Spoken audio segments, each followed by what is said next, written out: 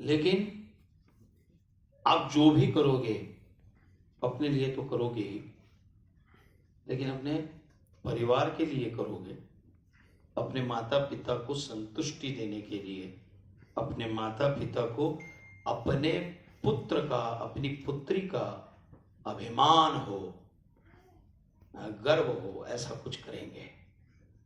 और इसकी फलश्रुति आपका गौरव, आपके कार्य से आपका राष्ट्र भी गौरवान्वित होगा।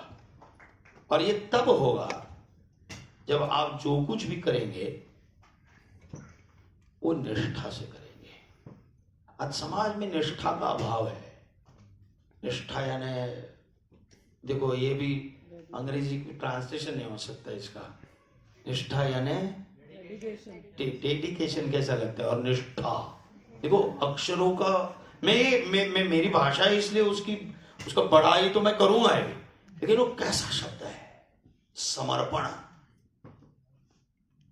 इसका अल्टरनेट, इसका ट्रांसलेशन बहुत ही लूला लगेगा बट ये निष्ठा का अभाव है आज समाज में।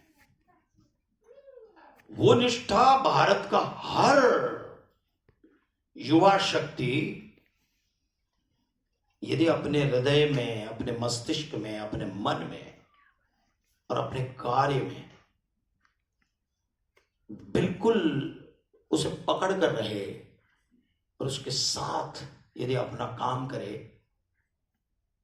तो ये राष्ट्र जो है ना, ये 10 साल में नहीं, आने वाले 5 साल में ये विश्वगुरु था एक जमाने में, लेकिन ये भारत विश्वगुरु तो बनेगा, लेकिन इस विश्व की महाशक्ति बनेगी। शायद मैं रहूं ना रहूं मुझे नहीं मालूम, लेकिन मैं दावे के साथ कहता हूं कि ये निष्ठा की व्याख्या ये है। और ये व्याख्या का जो इस व्याख्या को जिस तरह से नाटक में हमारे मित्र लेखक मिहिर भूता ने जिस तरह उसे बांधा है, तो वो निष्ठा कैसी होनी चाहिए, ये मेरे चाणक्य नाटक का एक बहुत ही अद्भुत संवाद है। लेकिन वो केवल संवाद नहीं है, ये अपने जीवन भर संजो कर रखने वाली ये संवाद बहुत छोटा शब्द है इसके लिए, ये पूंजी है। तो मैं खड़े रहकर उस संवाद को आपके सामने प्रस्तुत करूंगा।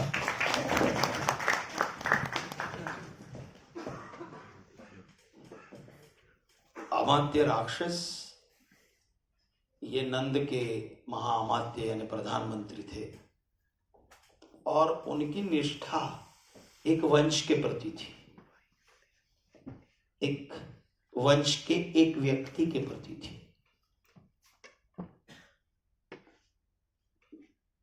आज एक वंश और व्यक्ति का क्या हो रहा है हम जान रहे हैं।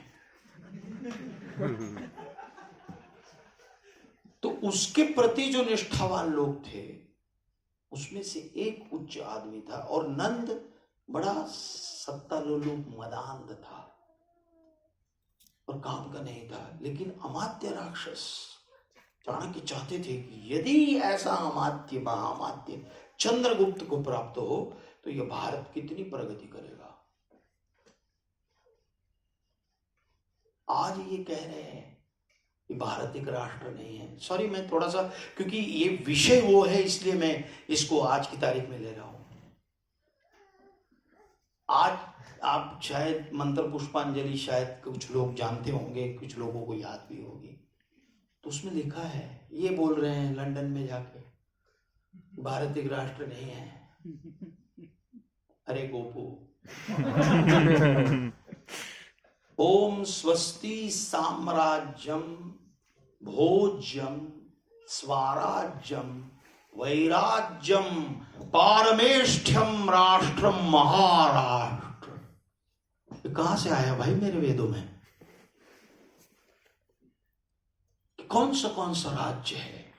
स्वराज्य, वैराज्य, पारमेष्ठ्यम, राज्यम महाराज्यम महाराष्ट्र, ये मेरे वेदों की ये राष्ट्रीय प्रार्थना है मेरे राष्ट्र की।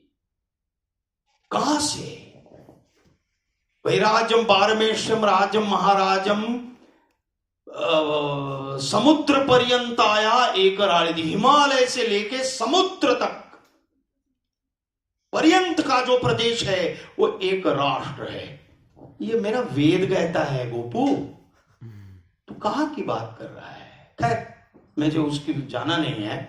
तो ये एक राष्ट्र की संकल्पना तब हो सकती है जब सबकी निष्ठा अपने अपने काम के प्रति योग्य हो, चाहे वो किसी भी कोई भी क्षेत्र हो, तो वो कहीं भी जाता है। तो ये निष्ठा की व्याख्या चाणक्य है वो अमात्य राक्षस को समझाते, क्योंकि अमात्य राक्षस बहुत बुद्धिमान थे कि ऐसा बुद्धिमान व्यक्ति यदि चंद्रगुप्त के पास आ जाए, मुझसे भी मेधावी है, एक एक एक एक अंगुल ऊपर है, 10 अंगुल ऊपर है ये व्यक्ति, पर निष्ठावान है।